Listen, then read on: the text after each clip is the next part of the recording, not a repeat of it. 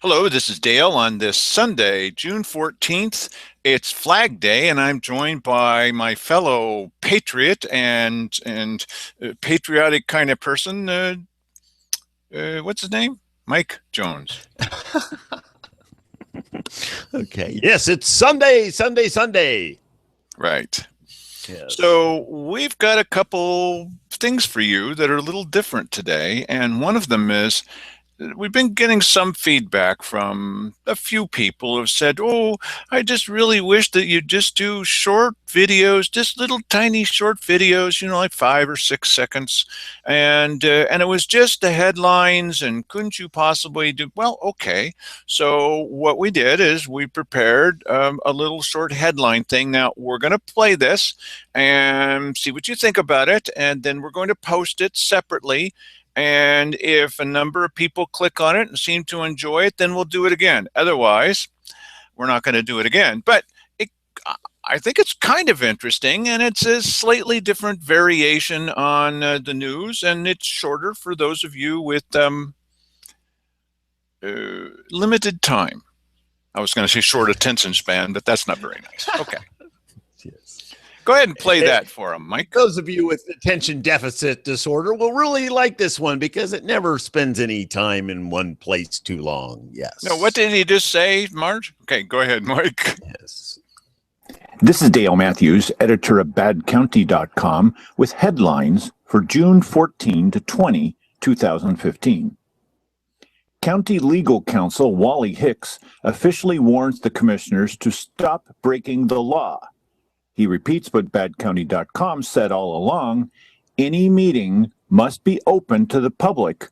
If two or more commissioners merely gather information upon which a decision might be based. Keith Heck admits that he engaged in ex parte conversation with another commissioner regarding the Ockenden land use hearing. This is illegal behavior under state law and could risk any decisions being automatically voided. Shara Walker and Simon Hare admit to sending an official letter to the state legislature that would benefit their own businesses. Walker insists that it was perfectly legal. Hare is not so sure. Jim Moore of the Daily Courier writes a real news story about the commissioners and their alleged conflicts of interest. Real interviews are done, and very little seems to be based on official press releases. Sheriff Dave Daniel predicts that he will get money for more road patrols from the county's road dollars. But Finance Director Arthur O'Hare insists that it's merely a bridge to nowhere. Sugar Pine Mine oathkeeper Joseph Rice calls for a congressional investigation into the Bureau of Land Management. Local officials carefully avoid any criticism of the federal government. Library Director Kate Lasky gives herself a glowing recommendation, then is reminded that kids can find explicit porn on the library's computers in only 30 seconds. Former legal counsel Steve Rich is revealed to have gone to court against the citizens who elected him. Rich fought against the voter-approved charter amendment that gave citizens a say in approving county fees. Okay. Simon looked a little like he was surprised that somebody had, just lit off a firecracker on the other side of the room or something. He was surprised that the Daily Courier, Jim Moore, can actually write a story without copying it from a press release. Wow. So, look, this is repetitive for those who watch this show on a regular basis, but there are those among us who don't watch this show. What's the matter with them? And they don't have time for a 5-minute, 12-minute story in depth, which is our specialty. We want to show you the entire context so that you understand the story, as opposed to 30 seconds on TV where they're talking over all of it, but 10. So anyway, those are the headlines, and we'll post those after this show. And if you like it, go like it, click on it or look at it or tell a couple of people look at it. And if we get 30, 35 views, okay, I'll continue doing that until we find out whether it's popular. Okay. Happy to do that for you. Mm-hmm. So this is Sunday, and on Sunday we normally talk about, or we talk abnormally about the charter. And here's a chance to find out a little bit more. Now, we asked Wally Hicks, what is a subject about which you'd like to speak? And Wally picked the idea of amendments to the charter that have been annotated, or tell them what an annotation is, would you please there, Mike? Well, essentially, the Board of Commissioners requested that Steve Rich go back in and make a list of annotations, which are things which mitigate the amendments to the charter in some way, or completely negate them. In the case of commissioner compensation. And it's a separate list. If you go to the Josephine County website, you can find the charter. It's very easy over there on when you go to the Josephine County homepage. The charter is listed in the table of contents, and you just click on it, and it takes you to a page where you can download either PDF or download or even look at it online. One document is the charter and the amendments to it.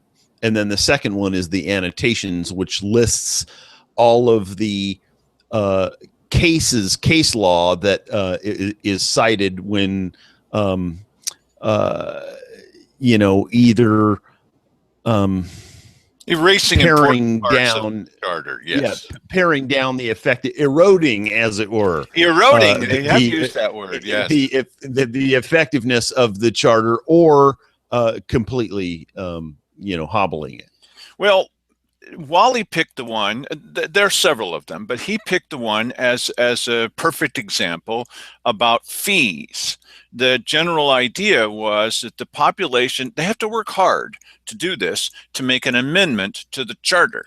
Charter was hard enough. Making an amendment to it's not easy either. And what the citizens did is they got enough people together. It cannot be done by the commissioners. It has to be done by the populace. Yay. And they had to work hard to get all those signatures together to say, we would like to have this amendment that makes it clear that we want control over fees. Do you care about this? Do you ever run into some kind of, well, how could you not? But, and so they said, we want control over the fees, and not something where it happens every day or every hour, but, going to lump the fees together, but you've got to check it with the people first. And so Wally decided to explain to us how that got to where it is now. Now, just so that you know, sort of a little spoiler alert, we're going to play the first half this week of what Wally had to say, and the second half. And by the way the first half ends, you'll understand why that was the perfect cutoff point, because you'll be saying, as we did, what? How is that possible? Go ahead and play that, would you please, Mike? The question came up previously regarding the charter's approach to fees, particularly section 29.5. The charter says, in part, voter approval shall be required before any use fee, license fee, or any other fee may be established by the county. And then it continues on to elaborate on that point.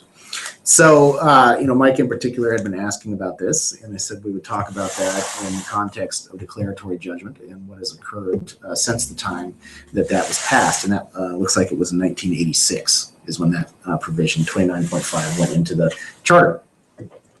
Well, this is a very interesting area of law and a very interesting question to ponder. And so we're going to try and take it in a pretty step-by-step method and try to, hopefully encapsulate what's occurred here and bring us up to date with what the law is currently within Josephine County regarding fees. So since, going way back, since basically time immemorial, courts would have been established to decide questions of law or fact, or both, and to assign relief, as it's called, to one of the parties. So people approach courts and judges just as they always have in past times, to request relief of some kind or another. Oftentimes this involves the court. They want the court to order someone to pay money, or to turn over property, or to do something, or refrain from doing something, and on it goes. The courts these days, and for some time actually, it's not a terribly new concept, but currently what courts are now able to do is provide, in addition to these cases that request specific relief, they can provide a declaratory judgment. So this is a little bit different in that the relief sought is not the traditional kind of, money, property, what the case may be. It's really more getting the court to make a ruling on a question of law. So the courts in Oregon are constitutionally prohibited from providing advisory opinions, but they can provide declaratory judgments. And so there's a real fine line there, but the courts seem to be navigating it. And so we do have this option in Oregon of requesting. Citizens have this too. This isn't just something that counties or governments have, but citizens or parties of any kind can request, corporations I suppose, can request declaratory judgments from courts. So what happened in regards to the fees within the charter played out basically like this. So what I've got here is a file, and this is what I provided to you, that deals with a case that was filed in 2005 that focused on the question of a particular fee that was proposed and approved by the county commissioners, and also asked the court for its opinion and its judgment in regard to the county's approach to fees as of that time. And it's the same approach from 2005 as it is now 10 years later. After the voters passed the amendment that I just read in 1986, the voters subsequently passed in the year 2000 another ballot measure. And I'm just going to take a moment here, if I may, and I'll find that within the file. Oops. Yeah, here we go. This is going to be a more useful file for me. So the voters passed another ballot measure. And that was, just give me a moment, please. Here it is. That was measure 1773. So now I'm going to go ahead and read again what the charter says about fees, and then we're going to talk about what the ballot measure says as well. 29.5 says, voter approval shall be required before any use fee, license fee, or any other fee may be established by the county. So voter approval came in this form, on this question in the form of the ballot measure, 1773. And the question posed to the voters was, shall all fees charged by the county be based on costs of service and subject to a procedure requiring a hearing? And I'm going to read some more. So within the summary, it states this, in part. The county charter requires voter approval before any use fee, license fee, or any other fee may be established by the county. Existing fees or those fees mandated by judicial, state, or federal law do not require voter approval. So this is county fees, is what that will say. And then it says, currently several different procedures are used for increasing fees that already exist. This measure would supersede existing procedures and establish a new and uniform procedure to be followed by all county departments. The procedure would require that all fees, except those provided for by state or federal law, be established or increased only after a public hearing with prior notice. The procedure required that fees be established or increased only to cover actual costs of providing the product or service and administration of the program directly related to such product or service. And then it goes on in the explanatory statement, which I'm just going to read a portion of. It says, the proposed procedure provides that fees for county products, services, licenses, or permits, basically, and skipping some pieces, would be by order of the Board of Commissioners. And, I've carved out some of the chaff and just tried to basically tell you what it says. So basically, what we're looking at here is the charter says that voter approval shall be required. And the voters within 1773 approved the procedure for establishing fees. So is that clear what I'm saying there? Okay. So nevertheless, that apparently got challenged by whom I honestly don't know in 2005. And the question came to a head when the clerk, pursuant to a state statute, initiated a fee to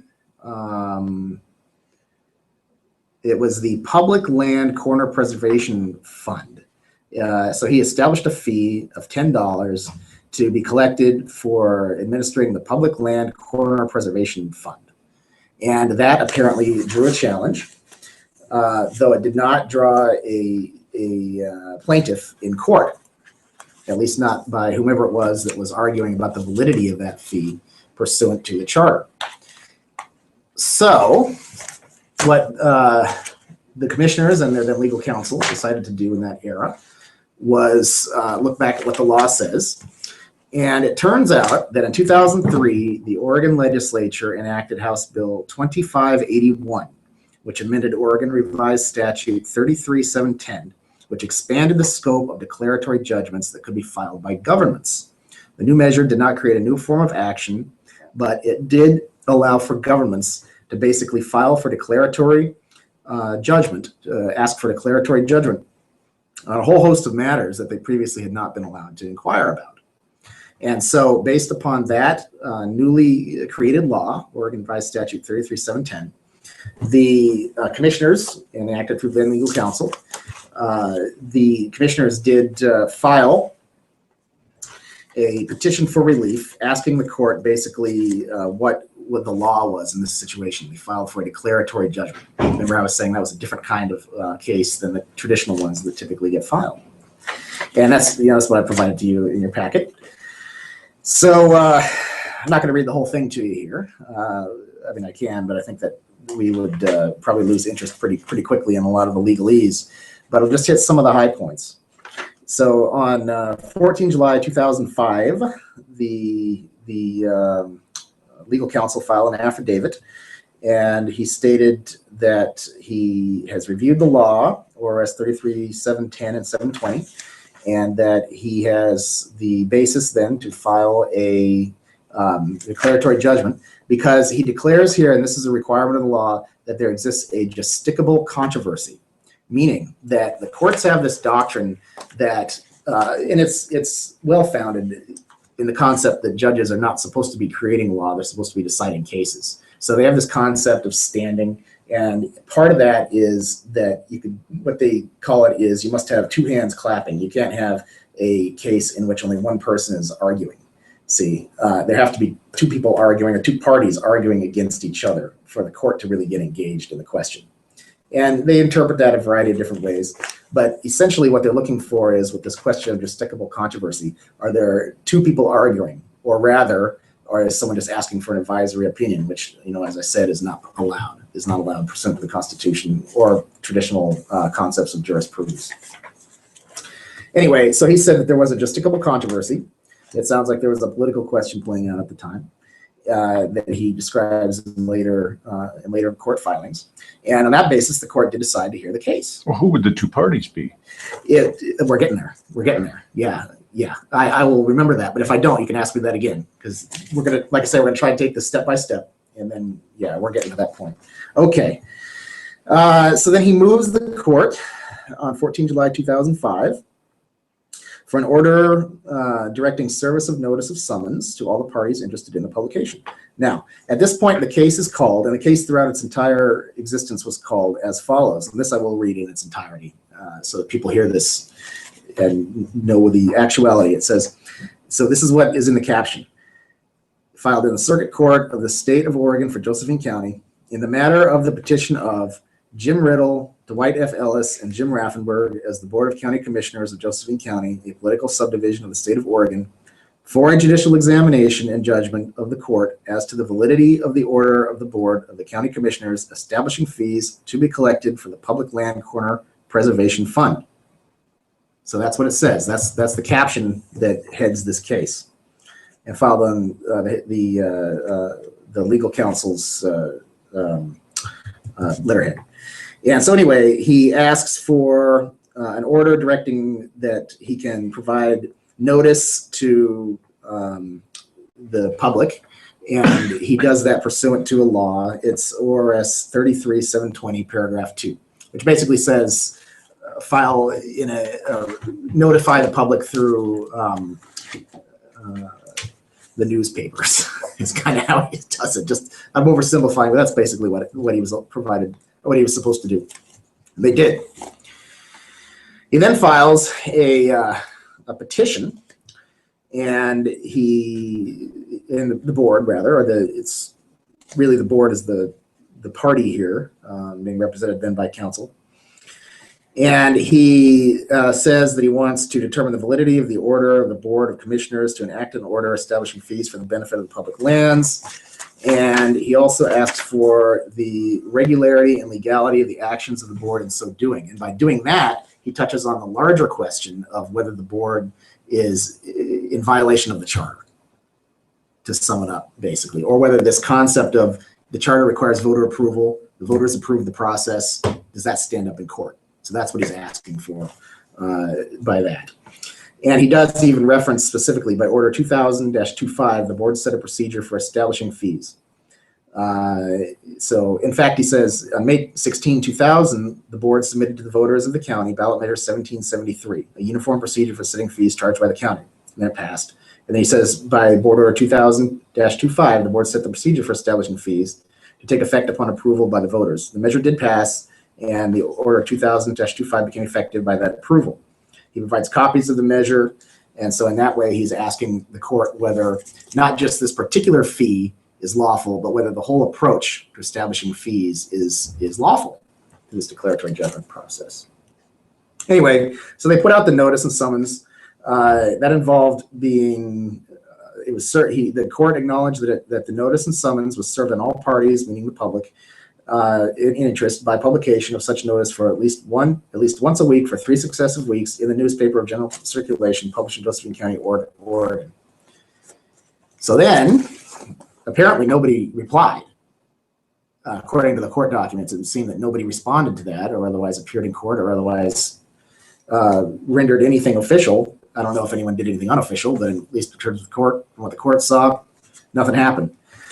So he then got to, or the commissioners then got to move, this is a standard thing.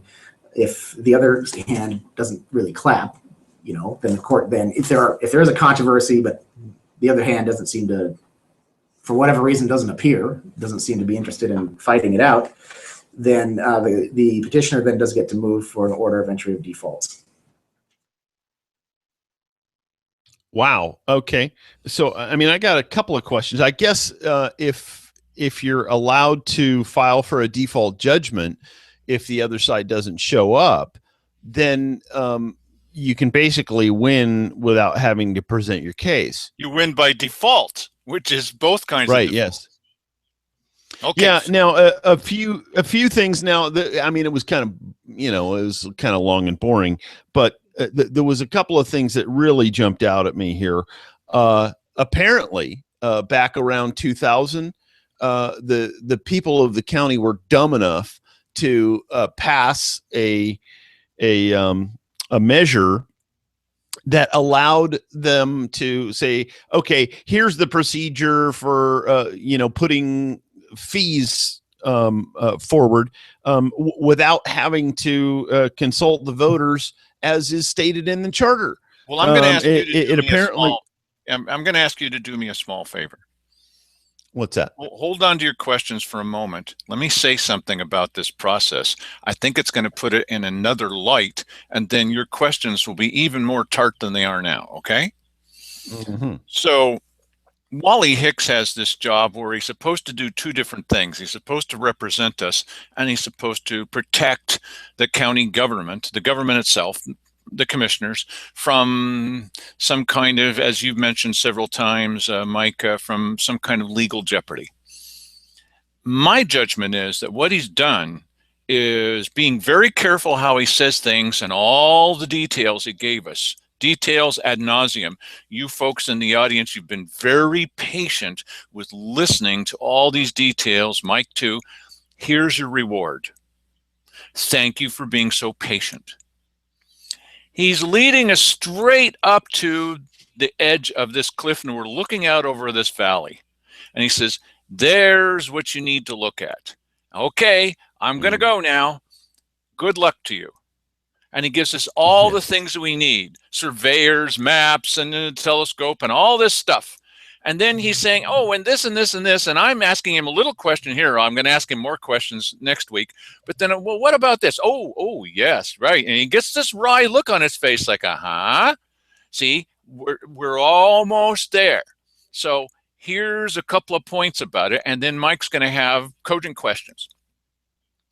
So we've got the citizens wanted control over fees, don't you? Well, of course you do.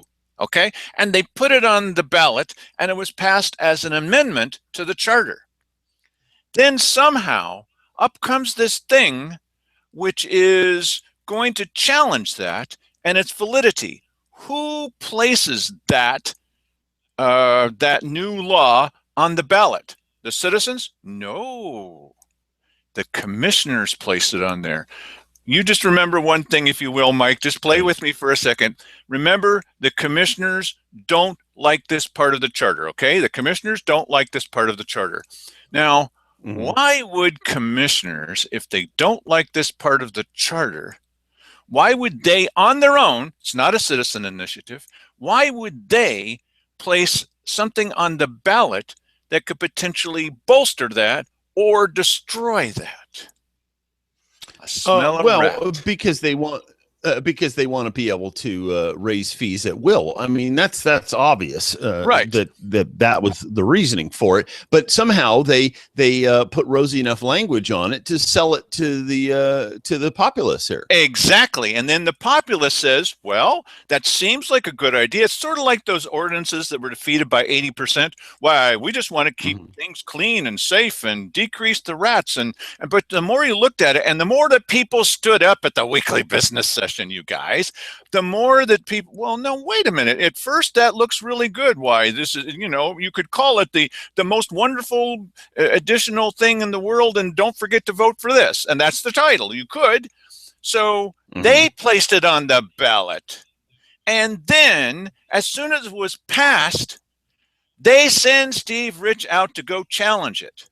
Oh, that's just a little too convenient. Don't forget, Mike, what is it the commissioners don't want? What is it that they do? Oh, in this particular case, a lawsuit. No, they don't want this. I'm assuming that's what you're fishing for.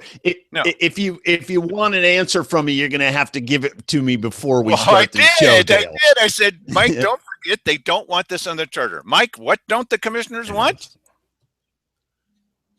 They don't want this on the charter, says Mike. That's right. And so they put something on the ballot. They get people to vote for it. And then as soon as it ends up being what we're going to do? I'm going to make a life-size puppet of myself. And then we can do a speaker in the mouth. And then Dale can just tell me what to say. And it'll go. I was trying to include you. Okay. Well, I know that you know this. Okay. So they didn't like it. And so they helped pass this thing. And then they immediately go to court with it, using Steve Rich, who's elected by us. And he goes to court and says, the commissioners and it wasn't don't immediately. Like it was 5 or 6 years later. But okay. In any event, had to go through a process to get it on the docket and the rest of that. Okay. So he just talked about the two hands clapping. So what's not in this video, and it's going to be in the next one, is, okay, so the county commissioners and legal counsel are one of the hands.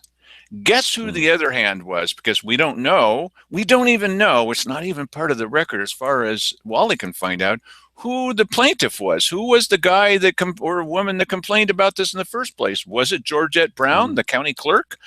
So you know who the other person was? Mike knows. Yes, but I'm sworn to secrecy. The other one was the county government. What? Yeah, the county government and the county. And the county residents. Well, no, wait a second. Doesn't make sense. The county commissioners. I thought you wanted to hold that for next week because well, that's the teaser for next week. It's revealed in the other thing. Now, all of you people who remember growing up watching Batman, and they always left you with a cliffhanger. Well, they just ripped the cliffhanger away. Now you know what happens. You don't even have to come back next Sunday. No. This is the three people that are left over that have watched it all the way through now.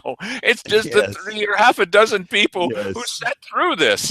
And so you're and now you have to watch the other half of it. Yes, otherwise you'll never know what happened. That's right. So what in the world do we why would they place this on the ballot? I smell a rat here, buddy. Smell a rat. Well, this is, and so I'm going to posit the following scenario, as I mentioned. One of the possibilities is that legal counsel's not thinking straight. I don't buy that. I think the other possibility is he's giving us all the information and going, okay, good luck figuring it out, but not one of those things where the commissioners would do. This is more like, all right, I've given you all of the details. Now you find the rat. Yeah, well, there is kind of an issue there with if county government is one of the parties and the commissioners are the other party, then you only have one hand there. There isn't a second hand. So that's sort of a little bit weird. Your elected county legal counsel, this was Steve Rich, convinced the court that the county government and all of its citizens were a different entity than the 3 commissioners and himself. Yes, I don't quite understand that, but I'm sure that somebody could, whip up 3 or 4 pages of legalese that says that somehow. I don't have any doubt of that. I'm a little bit. I would like to go visit myself this law that was passed that allows a declaratory judgment to circumvent the will of the citizens. Yeah, buddy. I mean, that's like, who did that? Let's see if we can, sandbag those people now and get rid of them if they're still around. No, you know what? It's unfortunate because I think it was like 1990 that the charter amendments were passed. And then only 10 years later, they come in and have the people vote to neuter themselves on this, on their power as it relates to, giving consent to fees. And how did he win this case? Tell him again how he won this case. And he brags about it. He laughs about it. How did Steve Rich win this case? Well, the other side didn't show up. Yeah. Which sounds strangely similar to what Wally was just saying here. Yep. Or what Wally hasn't said yet. That's right. See, now I've got it stuck in my head like I've seen both pieces of this video and I haven't. So Mike, you had some questions. I'm hoping that this added a little more zest to your questions. Go ahead, bud. Yeah. No, I don't.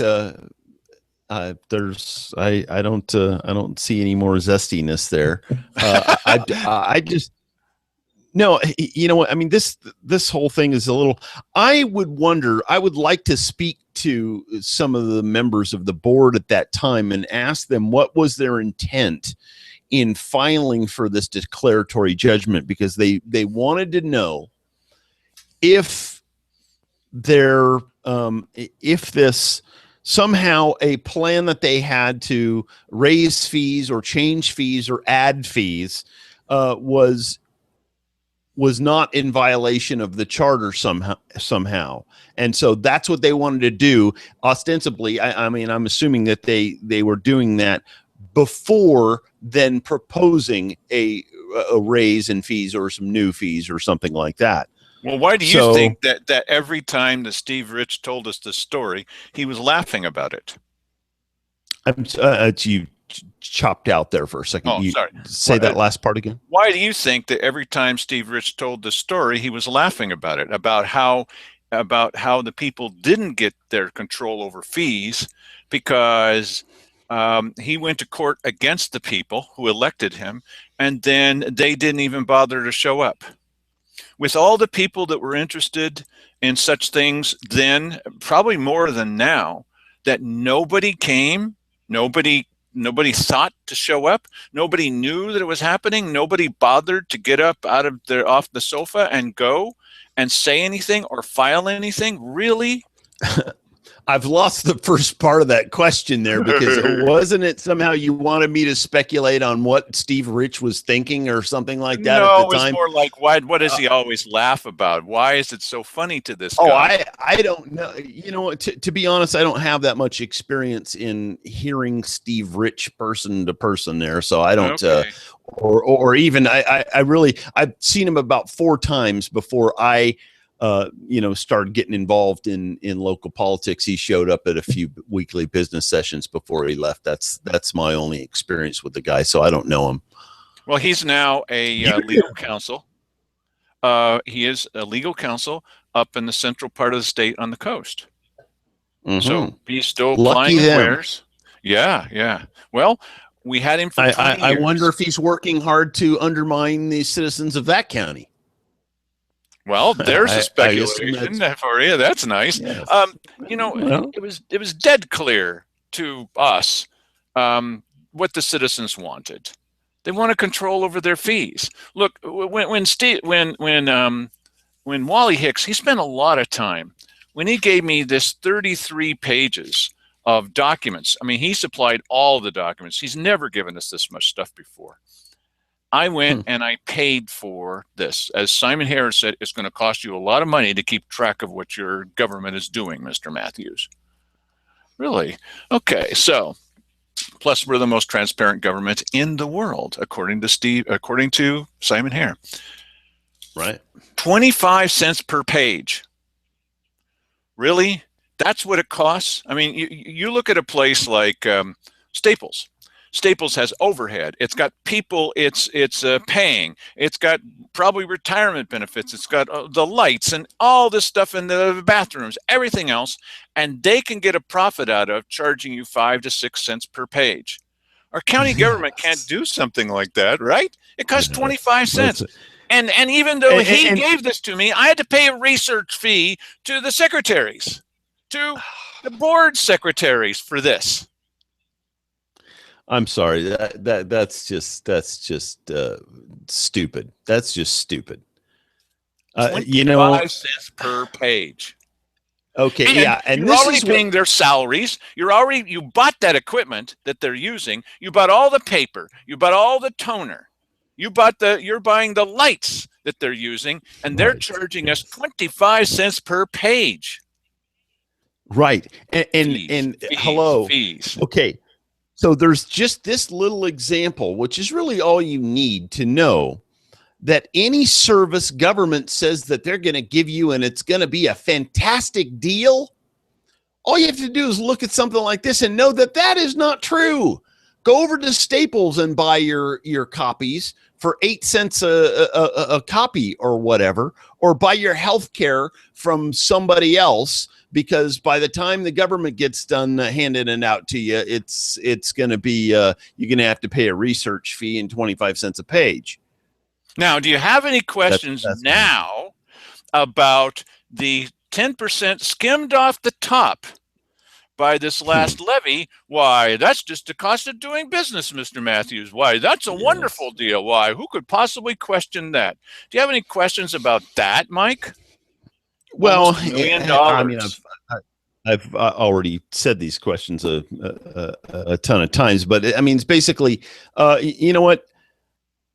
The cost of doing business, I mean, the cost of a government doing business always goes up. It always goes up. It goes higher and higher and higher. And I remember back around 2000, people were talking about, the big era, or the era of big government is over. That was, late 90s to the 2000 era.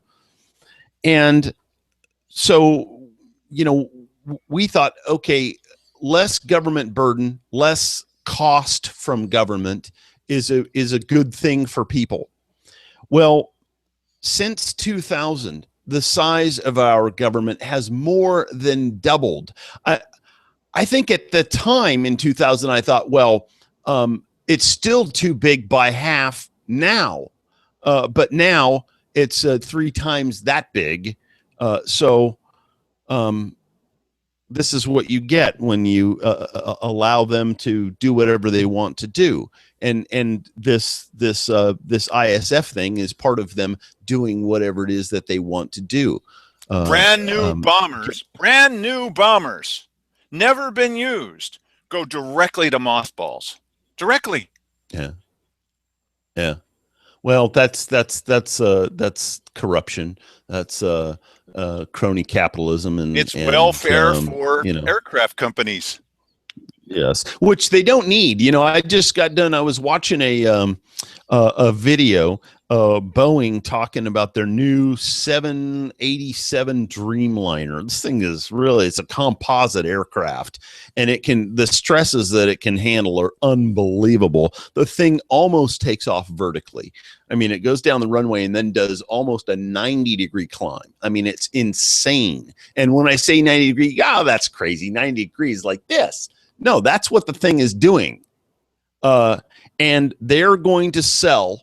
They predict that they're going to sell 38,000 of these things in the next few years, which will net them over $5 trillion.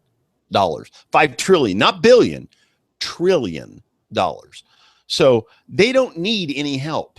They're doing just fine. Well, by that all time, they have they'll to be able do to is buy continue to innovate. One fighter jet. Wow. For $5 trillion. So you may recall, and thanks for sticking with us. This was worth it, we hope. You may recall that we had an earlier conversation with Wally Hicks about what's the difference between a fee and a tax. Even Salem can't figure this out. So every time you go and ask for a copy of something, first of all, you're greeted by a bitter pill secretary who doesn't want to give you anything. And you cannot even buy a video copy. You can't even buy it for love or money. You can't buy a copy of your own meetings.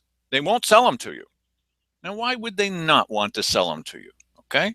They don't want you to have a copy of this. What's up with, or it's too much work for somebody to make a copy? They don't do anything. They just press the button and just wait for it to pop out. Okay, but what is the difference between a fee and a tax? I'll submit to you that when I go up and I pay 25 cents tax per page, and that's on top of the fact that I'm already paying their salaries, and for all the paper, and all the toner, and for the lights, and for the machine, everything else. Right. Yeah, well, and so what comes across there? Contempt. So we have a government that has contempt for us, and what you're paying in taxes is not enough, and so you should pay more, and you should be happy about it. I'll tell you the way that Cheryl Walker put it. When you apply for information from this government, that's intimidation. That's what she said.